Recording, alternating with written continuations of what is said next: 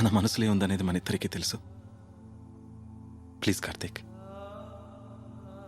భాను నువ్వే చేసుకో. పవన్ నువ్వు ఇప్పుడు నేను పెళ్లి చేసుకున్నాను అనుకో, నాకు కారు ఉంది, మొబైల్ ఉంది, ఇల్లు ఉంది, అలాగే ఒక పెళ్ళాం ఉంటుంది. అంతకంటే పెద్ద తేడా ఏం ఉండదు.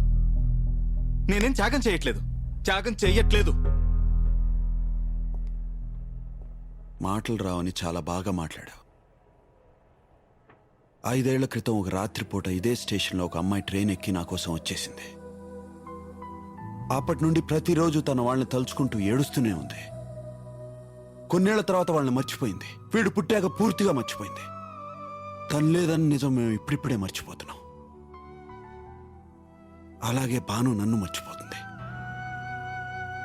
ఎందుకంటే దేవుడు మనిషికిచ్చిన గొప్ప వరం మర్చిపోవడం. ఒకరోజు నేను ఇంటికి వస్తే అందరూ నన్ను ఒక నేరస్తుడిని చూసినట్టు చూశారు, అసహించుకున్నారు. అయినా నాకేం కోపం లేదు, ఎందుకంటే వాళ్ళకి ఆ హక్కు ఉంది. ఈరోజు నా కొడుకుని నేను తీసుకెళ్తుంటే వాళ్ళ అమ్మమ్మ వాడిని వదలలేకపోయింది. ఈ రోజున వాడికో తాతయ్య, అమ్మమ్మ, మామయ్య, బాబాయ్ అందరూ ఉన్నారు.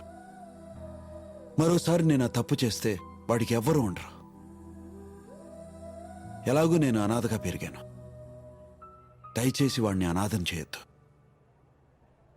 ఈ పెళ్లి చేసుకోవడమా వద్దా అన్నది నీకొక్కడికి సంబంధించిన విషయం, కానీ నాకు మాత్రం ఇద్దరికి సంబంధించిన విషయం, మా ఇద్దరిది.